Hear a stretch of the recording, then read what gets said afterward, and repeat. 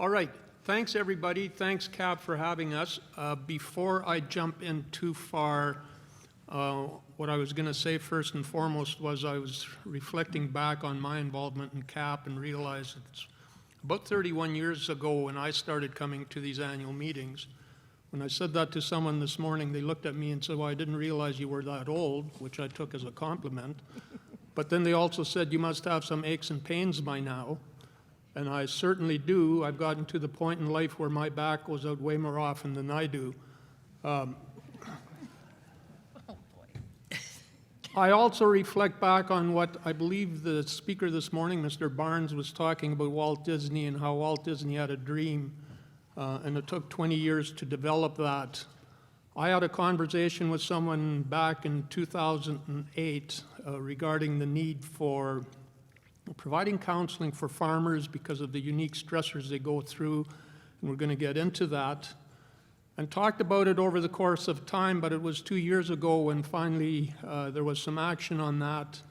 There was some like-minded people that got together to talk about it, and this is where I really want to throw out a thank you to CAP, for the organization, for providing financial and in-kind support. A big thank you to Brenna, who's part of our advisory committee and was an integral part of that and has shown her support through this. And also to Emily Lalonde, who was really instrumental in helping us design and develop brochures and information cards. That support has really been valuable for us. So 2 years ago, like I say, a conversation started. There was a similar program happening on Prince Edward Island and also in some counties in Ontario, which we could kind of emulate and build off of as we plan the one that we have currently in Manitoba. Like I say, some folks got together. We decided to start a not-for-profit in October of 2021. We had our inaugural board meeting.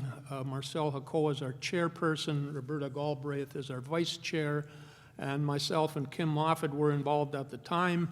As the program started developing further, Kim Moffat stepped aside. She's one of our counselors. Dr. Brianna Hagan came on and has been great. And since then, we've also added 2 more board members, so we really have a really well-functioning board. What happened is that the board was really involved in working our way through developing the program, and each took an instrumental piece of that to work on it. The program was built on basically 4 cornerstones. One is the fact that obviously we want confidentiality when we step out and seek further help. We wanted it to be free to producers and their families. We wanted to make sure that counselors had some sort of farming background so they could understand the intricacies of agriculture, because we had heard through time anecdotally and through surveys that were done that farmers often had frustrations when they would seek help, and then the professional they were chatting with did not understand agriculture. I experienced that myself. We've heard other stories as well. And the fact that it needed to be flexible. I had a situation last August where someone reached out and said that they really badly needed help. They had tried, and any professionals that could possibly deal with them were on holidays or wouldn't have time for 3 months to help them. And so through the course of our program, we were able to touch base with them and start helping them within 24 hours. So that's some of the flexibility we really wanted to. Like I say, of course, if we want to offer a program like this for free, it requires fundraising. Roberta took the lead on that and obviously has a lot of contacts out there because the fundraising happened relatively quickly. Although we had made up our minds we wanted to open the doors, as it were, on March 1st to provide counseling. It was a few weeks before March 1st that Roberta and I were talking, and she says, we may have to start cutting checks from our own accounts to make sure that we can provide for the program. But we didn't have to do that, and the fundraising came together really, really quickly. We appreciate all the organizations, individuals, banks, commodity groups, etc., that donated to the program.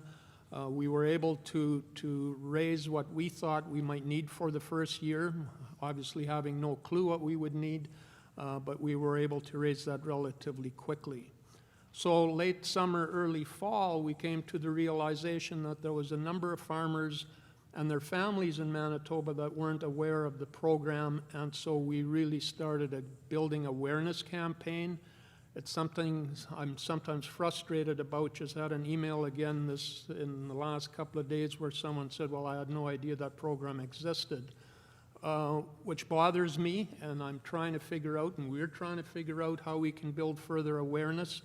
As Brianna is going to show you shortly, there's a whole pile of farmers and their families out there that are experiencing stress and even further to stress, some mental health issues. And so we need to make sure that absolutely everyone is aware of this program and can avail themselves of it. We do have a display set up outside these doors. There's information cards. If you're not one that needs it, great, good on you. But I suspect you probably know 1 or 2 or 4 or 5 people possibly that do need something like this program. Make sure you grab some cards and give them to those people, because that's the only way we're going to be able to build that awareness. That's basically how the program came about. I'm going to turn it over to Brianna now to talk a little bit about, I call it setting the stage, just to kind of show what's going on as far as farm stress and mental health issues go across Canada. Brianna? Thanks, Jerry. Okay, so now I'm going to take us back a few years, back to 2016. I did have a couple of slides, but it's okay if they don't go up. But a lot of the work I've been doing since 2015 was looking at what's going on for farmer mental health in Canada more broadly. What are the levels of depression? Oh, there they are. And anxiety, stress, burnout, resilience. And we did, back in 2016, we did a survey of Canadian farmers more broadly with Dr. Jones-Bitten at the University of Guelph that showed farmers in Canada had significantly higher chronic stress, depression, anxiety, significantly lower resilience, and significantly higher burnout than the Canadian general population and other occupations in Canada. They also had they were significantly less likely to seek help for their mental health struggles and were dying by suicide. So obviously that is extremely concerning. And then we kind of set to work to look at, okay, well, why aren't folks seeking help? And like Jerry said, when he was talking about the development of the Manitoba Farmer Wellness Program, folks were bumping up against things like scheduling conflicts when trying to seek help. They were bumping up against stigma when they thought if they did seek help, their neighbor would notice, and that would be something that was detrimental to their career as a farmer. They thought that their bank lender would notice and then not want to lend them money. They talked about if their family members knew, their dad might not want them to take over the farm. So there was a few things happening there that we thought, okay, now it's time to address those things.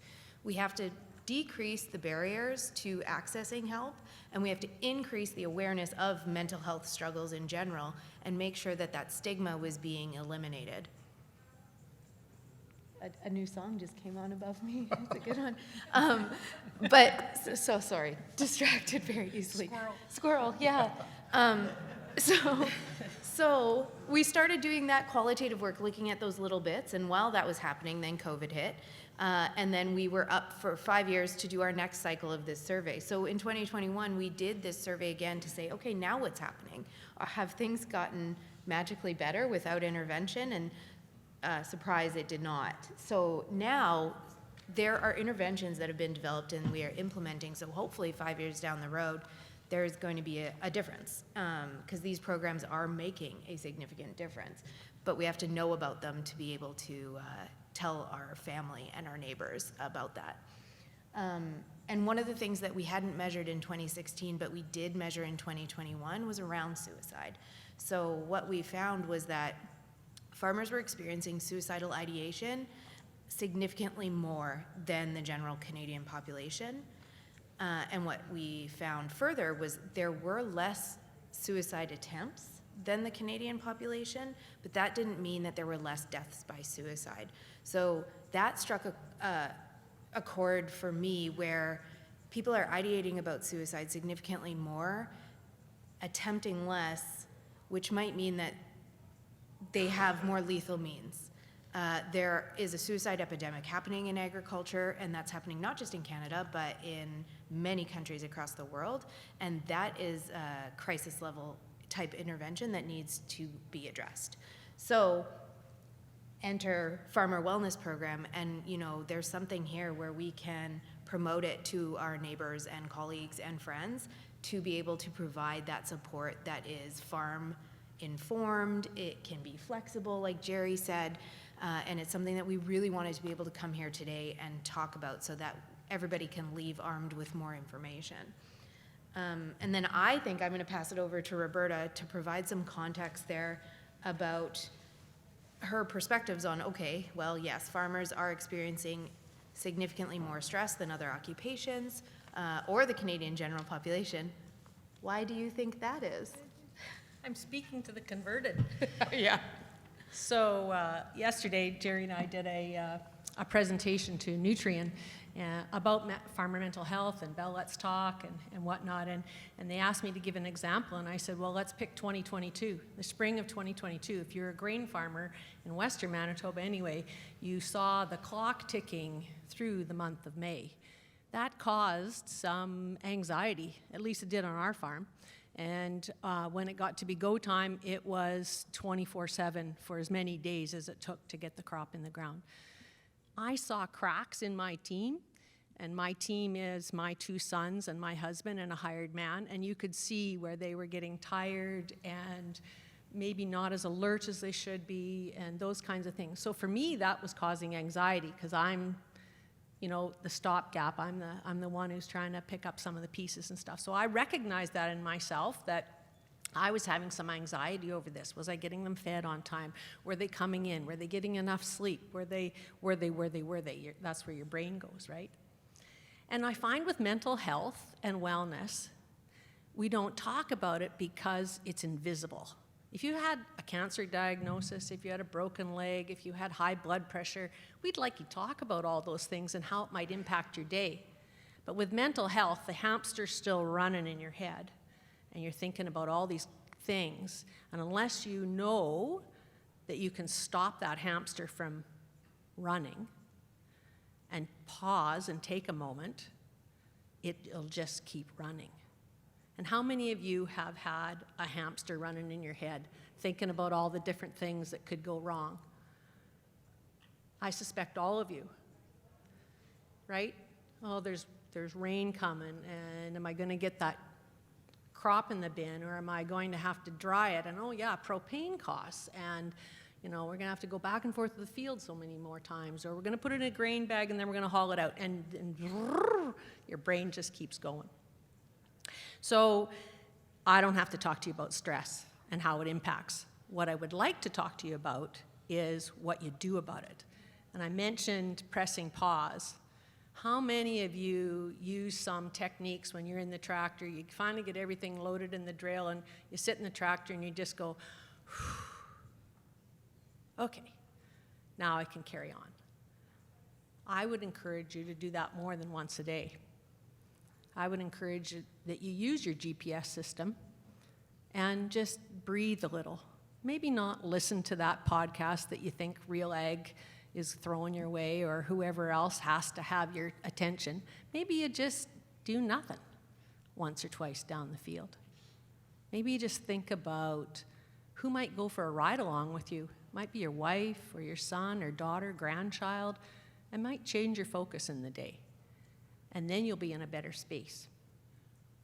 There's little things that we can do as farmers before we call a counselor, before we call a crisis line. I don't know about you guys, but on our farm, we tend to be so busy that we don't stop necessarily and talk to our neighbors on the road anymore. You wave and you go by, but you don't necessarily stop. And if I had $1 for every time somebody said, well, what do grain farmers do in the wintertime? I'd go on a vacation. We're busy, and especially if you've got a shop or anything like that, there's no off day anymore, so you have to make the time to do that. And I would encourage you to carve out that time It's not always easy because there's always the books to do and taxes and death and taxes and more of that. But I think as an industry, we can change the conversation. And I'm really thrilled that Chris Birdwinski from ACC and Sue Clayton are here from the University of Manitoba, because there's a bunch of young people in the crowd. And you guys are the next generation of farmers and people in the industry, and you can change the conversation. Whether you're a farm supply input person that services farmers and you see that something might not be right, to Curtis's comment about the cows. If you walk into somebody's yard and you think that the cows maybe aren't looking as well as they should, or maybe the water is turned off, or you walk into a dairy farm and the cows haven't been milked. All of those things we now know through research that the University of Guelph and Brana have done, that those are likely triggers that something's not quite right. And it's our opportunity as neighbors, as suppliers, as bankers, etc., to take the opportunity to have a discussion. How are you doing today? And then listen. What is it they say, that most of your language is body language, not necessarily the words? Use those great skills we all have to pick up on some of those things. This board that we became involved with last year, I said to my husband after the first couple meetings, it is the most fun board I have ever served on, considering it's an extremely heavy topic. We laugh more on this board. We have fun at things like Ag Days. I think in some way, shape, or form, we're trying to change the conversation and the stigma around mental health, and we're having fun doing it. So I don't know how that happened, but anyway, I just wanted to share that. I was going to add something to Jerry's comment about fundraising. I think one of the reasons why we were so successful at fundraising was that farmers were the first ones that stepped up. And by farmers, I mean the commodity groups and some individual farmers. But when we were able to tell the story that farmers thought this program was valuable and that it had legs, then industry was like, okay, if they think it's important, then we better listen. So I thank those of you who are in the crowd who are part of a commodity group. And some of you probably sit on a board, and some of you probably voted on whether or not to provide funding to this program. And to you, I say a huge thanks, because it wasn't just the money, it was the intent that changed the conversation for us. So thank you, and I hope you continue to support us as we move forward with this program, because we've already morphed into the next phase. You want to share anything more about that? Well, no, and I think that is good news, Roberta. The fact that because of the uptake on the program, because of the fundraising, and in fact, last night got an email from a commodity group that was already proactively donating for this year, which just warms my heart again, because it again, as Roberta and Brianna have talked about, underlines the importance, excuse me, of the program we have. One of the things that Roberta mentioned a few times is talking about it. I know there are some older farmers, older folks in this room that have heard me present here about my own personal journey. Long and short of it was I was diagnosed with anxiety and depression back in 2004, went on medication, but in 2005 I decided to get off medication, which people often do. They go, well, I'm okay, I don't have to do this anymore. But then a life event pushed me very close to the abyss again, and just as Roberta talked about neighbors and how we can help, the third day after this event, I went to the hog barn, and my neighbor showed up, and out of the blue just kind of asked me how I was doing. I think he clearly could see I wasn't doing well. And that day, for some strange reason, instead of saying, I'm fine, I'm okay, tomorrow's another day, that type of response, I started talking, and I opened up, and I started talking about, I like Roberta's analogy of with that hamster running on a wheel in my brain, and I started verbalizing everything that was going on there. And that neighbor sat there for an hour, didn't provide any answers, but what he did, which encouraged me to seek further help, is he normalized and validated what I was feeling. And all he did really through that was provide a listening ear. And that's what we can do for each other, and that's an incredibly important piece. Because what happened that day is I talked to my wife, and my wife and I decided, well, instead of going back on medication, I should try talk therapy. And this is where the other cornerstone of our program is so important as counselors that understand agriculture. What happened is I decided to, instead of starting at the bottom, I'd start at the top. I made an appointment with a psychologist, went to see the psychologist. And what you need to know is that a lot of the stress in my life was due to significant financial issues on the farm. And so when I started talking to the psychologist about what was going on and the fact that the financial stress was just overwhelming, I couldn't handle it anymore, and I wanted to sell the farm, he was completely and totally taken aback and couldn't figure out how I would dare sell a family farm. And then when I was ready to leave, he said, you know what, you better go on medication because you can't afford me.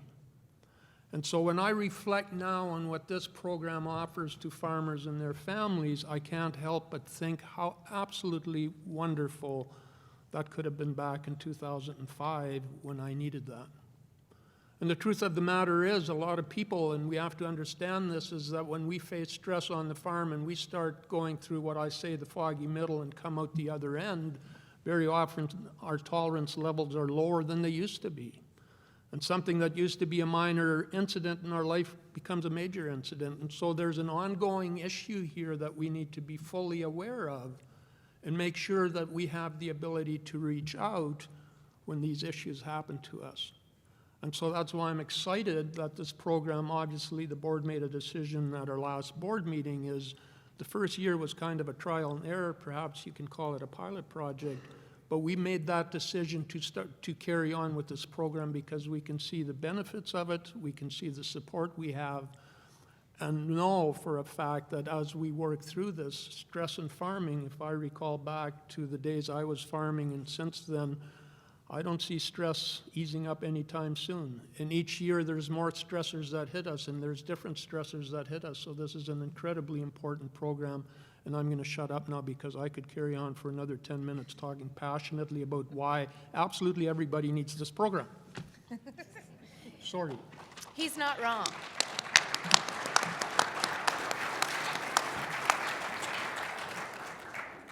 Well, thank you very much. And I think as we review the information that has been delivered to us, the numbers are absolutely startling with regards to mental health and that aspect. And I think one of the things in my role as president is seeing all of the issues that come forward and the concerns that farmers have with regards to agriculture. But in that, I see the isolation and the communication that we have as individuals to take back to your community, and you know your neighbors. And I think that opportunity of communication is great. I relate back to my dad. When they met somebody on the road, they stopped, they talked. Now we race by one another to gather another quarter section, gather another 20 cows. We seem to be more competitive than cooperative. And so these type of programs, I think, are extremely beneficial.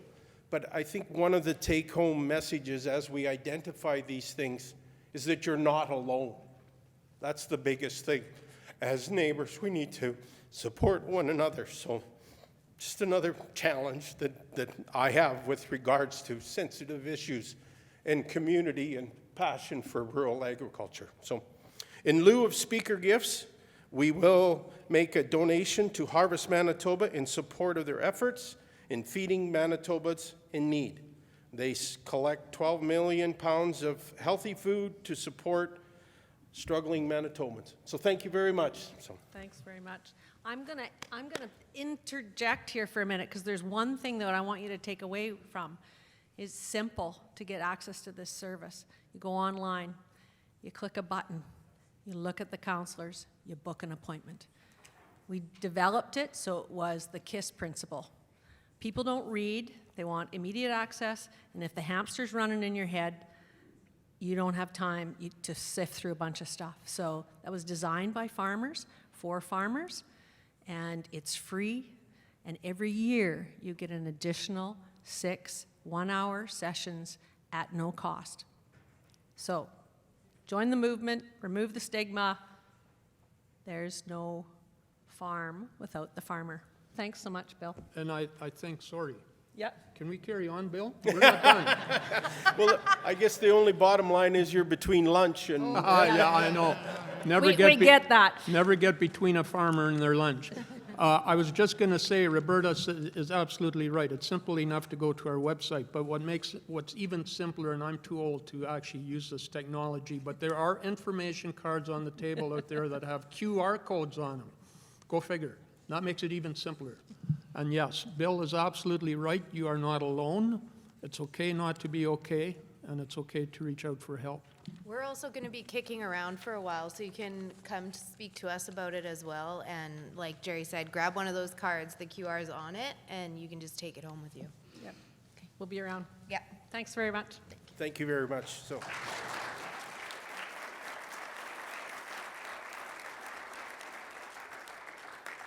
So as we progress in our agenda, the item before lunch is the second call for nomination and the election of vice presidents.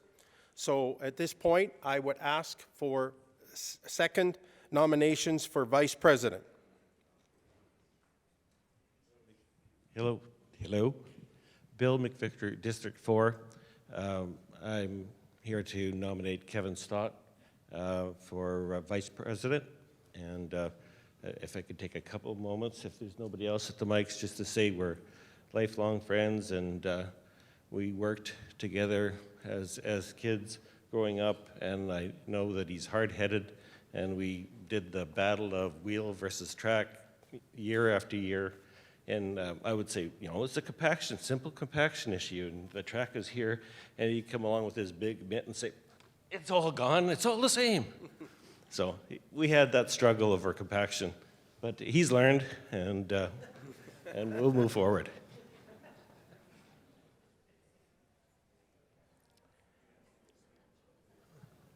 I second the nomination for Kevin Stott.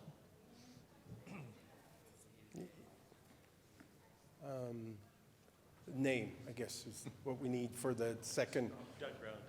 Sorry. Chuck Fossey, I'd like to make the official nomination for Jake Ayers as Vice President. Seconded by Sam Connery-Nickel. Okay, thank you very much. Any more nominations?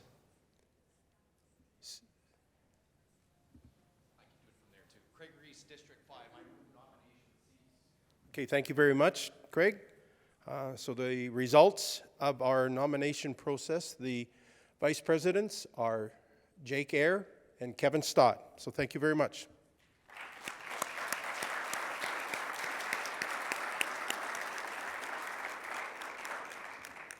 So now we can officially have lunch. So we'll break and reconvene.